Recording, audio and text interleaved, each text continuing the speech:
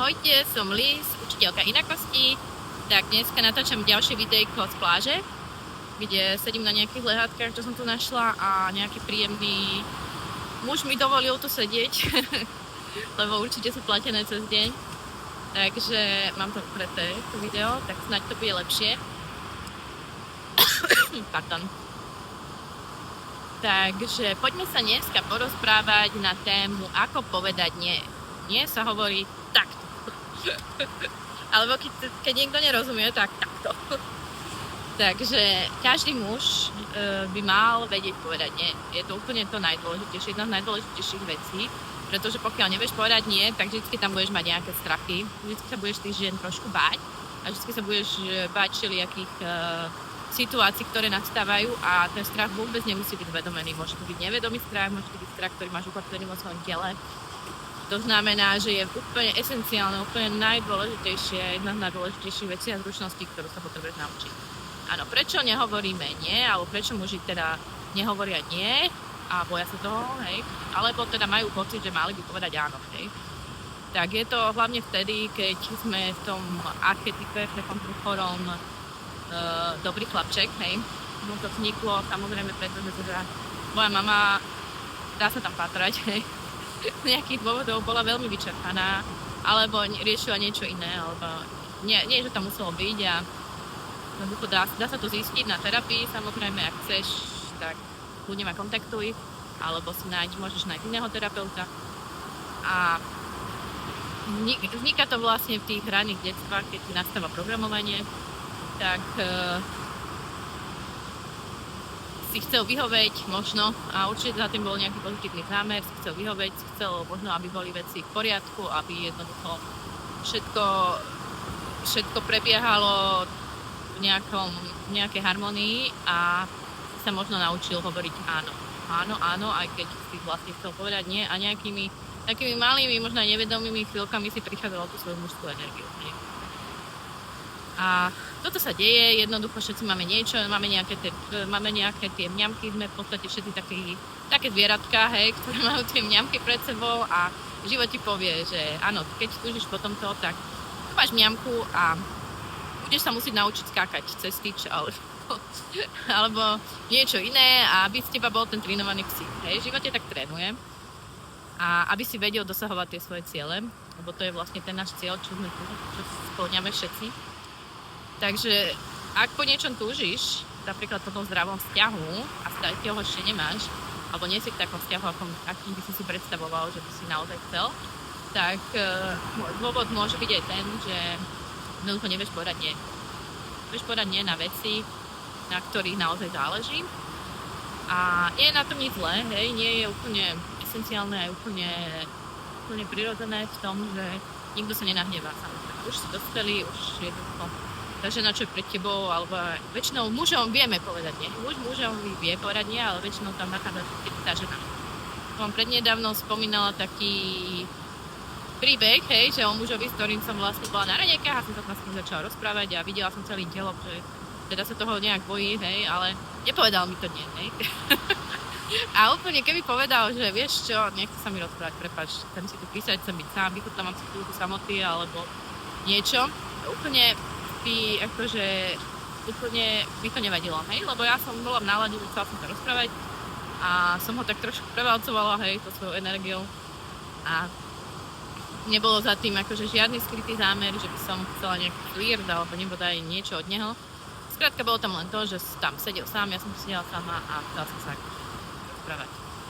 A teda, keď s tým on nebol OK, tak ľudne, hoci kedy nebudeš v nejakej životnej situácii OK, ľudne si nastav tie hranice a povedz slušne nie. Hej?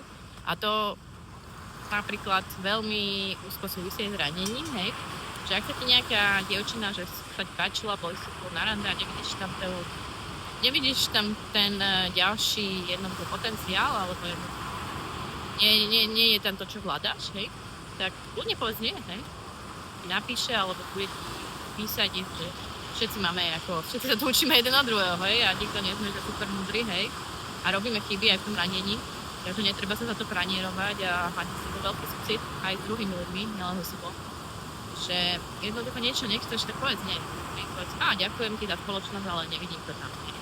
A ja viem, že všetci si tu nechávame otvorené dvierka, je to možno aj stratégia, hej, že keby náhodou tam bude niečo, hej, ale to sú presne, že otváraš si dvierka tej dráme.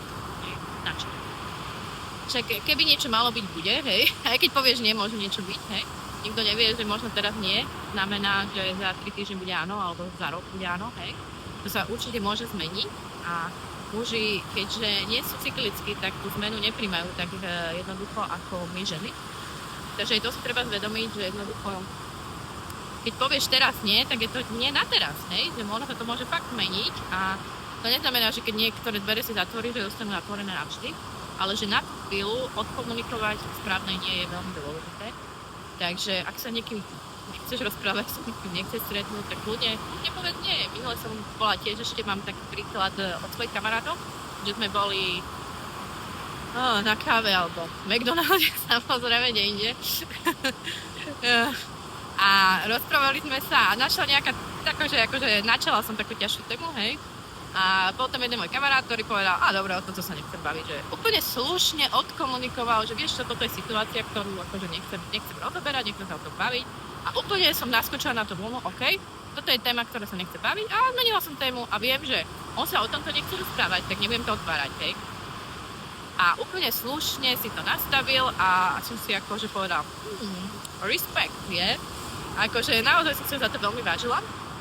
A bolo to veľmi príjemné, aj keď nastavil tie hranice, hej, pekne to odkomunikoval a jednoducho neboli tam žiadne blbé chvíľky, hej, on vie, že keby to chcel otvoriť, to tému kľudne môže prísť, hocikedy inokedy.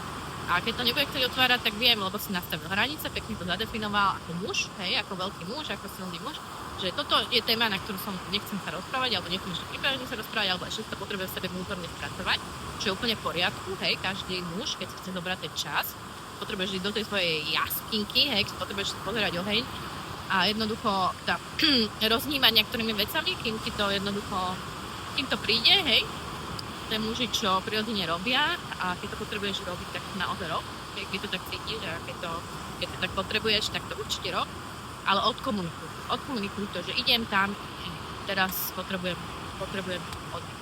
A naozaj niekedy iba pár slov, hej. Pár slov stačí a dokáže zmeniť veľa. A my ženy si vás potom za to viac vážime. No, muž, ktorý iba hovorí áno, tam toho muža si nebudeš vážiť, lebo vieš, tak hovorí áno na všetko, vieš, že nie je tam taká tá úplná dôvera, hej, určite. A vôbec tam nie je rešpekt. Bo my ženy, my si plávame ako to more, ktoré vidíte za ideme, narážame do všetkého a skúšame, čo môžeme a sme také hravé, rozkošné a potom sme aj vášnivé, samozrejme. Ale potrebujeme aj tie hranice, aj od toho muža, aby si ich vedel nastaviť, aj od kamaráta a určite ich potrebujeme vo vzťahu. Slušne odkomunikovať, že jednoducho nebáť sa, neísť do toho strachu, že ísť do toho svojho centra a keď potrebuješ kľudne si zobrať ten čas najprv, aby si vedel odkomunikovať to nie. A nastavuj si slušné hranice, že jednoducho, ty chceš ísť niekým na rande, tak povedz, no nie, ďakujem. Toto nie je pre mňa. A to neznamená, že nie sme ľudské bytosti, ktoré spolu fungujeme, alebo sa stretávame, alebo sa pozdravíme, hej, to je určite veľmi vážne. A ešte ma napadla jedna taká situácia, ktorú riešim so svojimi kamarátkami, že jedna kamarátka mi tak povedala, že bola na nejakej konferencii, ja neviem, ona je podnikateľskej a ona také prirodzené, taká akože taká maminkovská, má veľa maminkovskej energie a ona je aj manifestorka, takže ona rada akože ide prvá do akcie, hej, že ona tam tú energiu potrebuje informovať, potrebuje ísť do toho a je to tak funguje a je vydatá, má dieťa a jednoducho je šťastná vo svojom manželstve, hej, vôbec tam nie je nejaké skryté veci, hej. A teda bola na nejaké takéto oficiálne konferencii a oslovila nejakého muža a teda chcela s ním vlastne akože nadviazať kontakt pracovný, hej. Takže teraz networking sa to volá, hej. Chcela skrátka iba networkingovať, hej, že akože sú na rovnaké konferencii, môžu sa pomeniť informácie, hej, a možno budú sa s nejaká spolupráca. Vôbec zatím nebolo nič iné zavolanie, on nepovedal, som ženatý. A ona na ňu kúkla, však aj ja, ne? Tak som vydatá, ne? A takže akože nehľadajme za tým, že naozaj sa poobzerám v akomsi priestore a neboj sa, keď si v nejakom hotelovom bare a príde za tebou žena, tak OK, tam môžeš povedať, som ženatý, hej. Tam je priestor, kde sa také veci akože udievajú, samozrejme. A je to úplne prirodzené, hej. Ale keď si na nejakej, ja neviem, tej podnikateľskej konferencii alebo nejakej inej konferencii, hej, kde je akože ten networking nastavený, to, že príde za tebou žena, hej, že sú aj ženy, ktoré majú tú energiu a idú dopredu, tak nemusíš hovoriť, že si žena. Nechcem niekto spolupracovať, ďakujem, ale zase ako nemusím sa toho báť, že neviem, teraz som ženatý a všetky ženám musím hovoriť nie a na žiadnu ženu sa nemôžem v živote pozrieť, hej. Ľudia môžeš spolupracovať so ženami, hej. Ale zase samozrejme, ak ja neviem, tam sú iné veci, že nevieš ovládať tú svoju samú mužskú energiu, že sa bojíš sám seba, že čo by si mohol dať, hej, tak to tiež sa dá vyriešiť, hej. To sú tiež veci, ktoré si treba vedomovať, hej. A jednoducho to sú veci, ktorých sa dá pracovať. Takže nebáť sa toho hovoriť nie, slušne tým ženám, lebo ženy vždy budú skúšať a vždy budú do teba narážať, hej, a ak si chceš získať ich rešpekt, tak je to aj tým, že budeš vedieť v správnej chvíli povedať nie. A kedy je tá správna chvíľa, tak to sa postupom čas naučíš, lebo ani malé detičky sa nenaučia chodiť hneď, hej. Potrebujeme na to ten čas, hej, trvá im to pár rokov, kým sa naučia chodiť, rozprávať, aj keď to je nejaký iný cudzí jazyk, všetko, čo sa učíme, je zručnosť, hej. A povedať nie je tiež zručnosť, hej, nie všetko to máme úplne prirodzene dané, že mali sme to bezpečné prostredie v tom detstve, jednoducho sme sa to mohli naučiť, hej, pár výnimiek to samozrejme má, ale väčšinou to nemáme, hej, takže to sú veci, ktoré sa času učíme všetko spolu. Neboj sa byť ten silný muž. Zober si tú silu do seba, zober si a ukáž tým ženám jemným spôsobom, lebo ženy sú jemné ako také kvetníky, samozrejme. My nie sme tí muži, tam ideš do baru a si so svojimi kamarátmi tam prevyšuje tam testosterón, tak ako OK, tam si môžete byť aj drsnejší, hej, ale jednoducho, keď komunikuješ so ženou, ona je jemná, hej, tak tam trošku zjemní a to bude v poriadku, hej, veci sa budú vyvíjať lepším smerom každý deň. Takže dneska to bolo videjko o mne. Ako povedať nie?